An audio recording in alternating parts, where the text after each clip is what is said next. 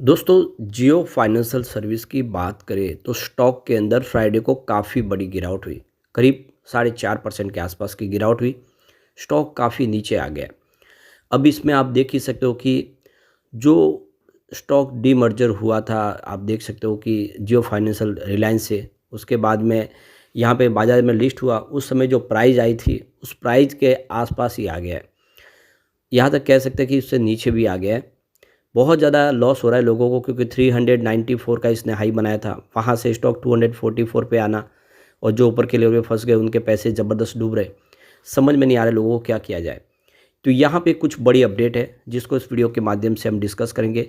Budget आने वाला है, बजट से लेकर इसको क्या उम्मीद है इस सेक्टर को, और साथ में जियो फाइनेंसर को क्या फ़ायदा हो सकता है उसको भी समझने की कोशिश करेंगे, और जानेंगे कि क्या आने वाले समय में बेहतर करता है दिखाई देगा स्टॉक।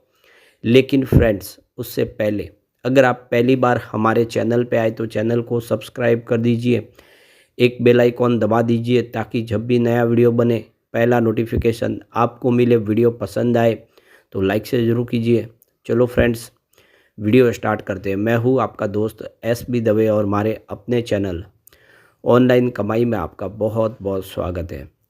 तो सबसे पहले जियो फाइनेंशियल के शेयर की प्राइस देख लेते हैं। तो 256 पर अच्छी खासी शुरुआत की थी, फ्लैट शुरुआत थी, लेकिन शुरुआत अच्छी ही थी। 257 का हाई भी बना।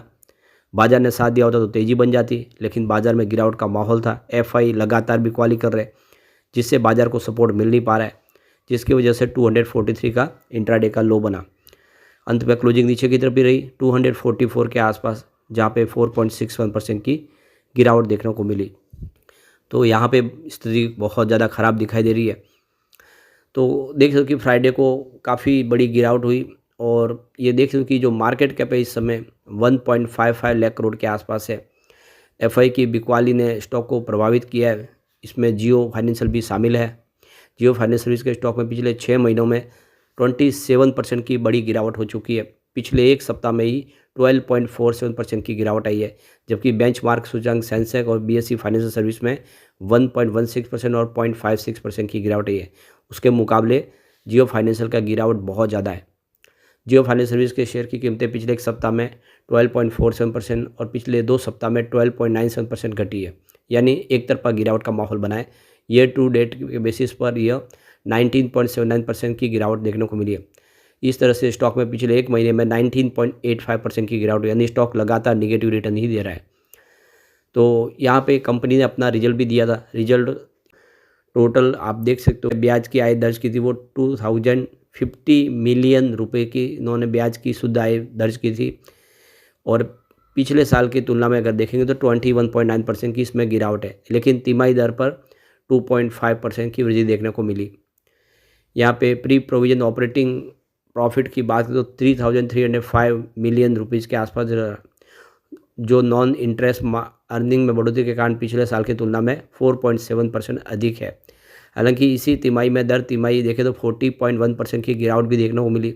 फाइनेंशियल 2025 की तीसरी तिमाही के लिए टैक्स के बाद प्रॉफिट यानी PAT 2948 मिलियन रुपीज़ के आसपास रहा है। PAT सालाना दर पर काफ़ी हद तक स्थिर रहा है, लेकिन बेस इफेक्ट के कारण तिमाही दर तिमाही पर 57.2% की गिरावट देखने को मिली है। उसका जो ट्रिगर पॉइंट वो तो खत्म हो चुका है, रिजल्ट भी आ चुका है, लेकिन अब अगला जो ट्रिगर पॉइंट होगा वो होगा बजट, जो 1 फरवरी को आने वाला है। तो इस बजट के दौरान होम बायर्स को सरकार की तरफ से कुछ राहत मिल सकती है। आपको ये पता होगा, सम कंपनी ने भी होम लोन सेगमेंट में कामकाज शुरू कर दिया है।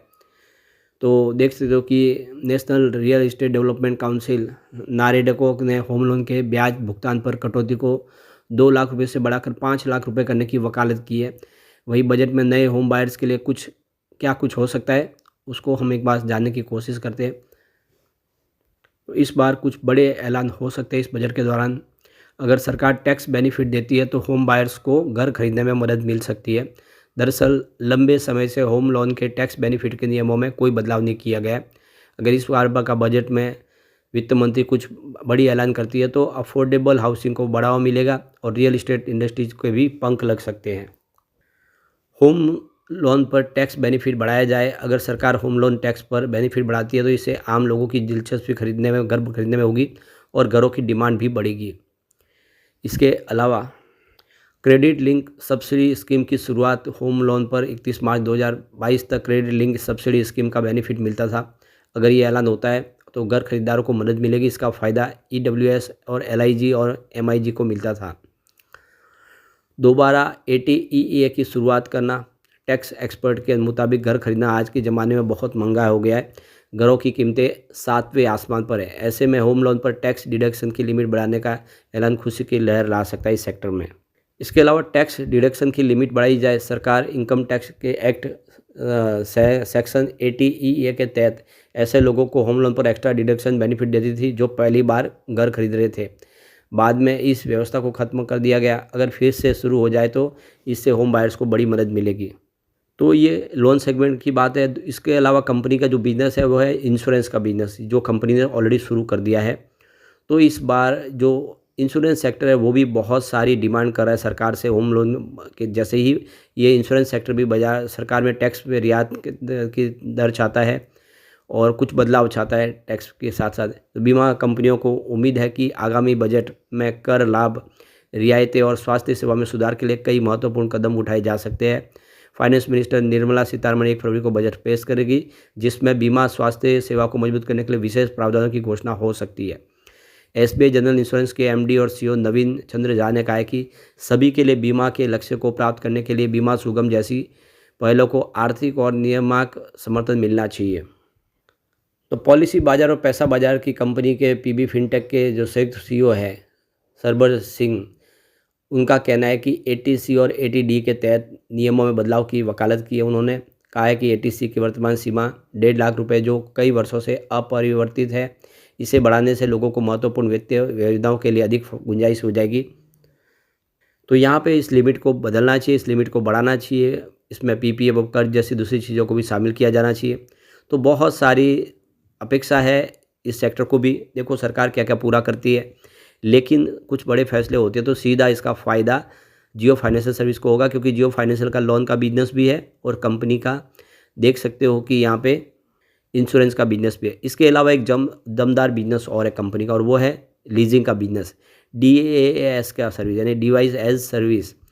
तो देख सकते हो कि कंपनियाँ लीजिंग पे बहुत सारे प्रोडक्ट ऑफर करती है, जिसमें आप देख सकते हो कि हर तरह के फ़ोन है, लैपटॉप है। इसके अलावा बड़ी बड़ी शिप है, लीज पे दिए जाते हैं। सोलर पैनल्स भी कंपनी लीज पे दे रही है, ईवी बैटरीज लीज पे दे रही है, आईटी इक्विपमेंट भी लीज पे मिल रहे हैं।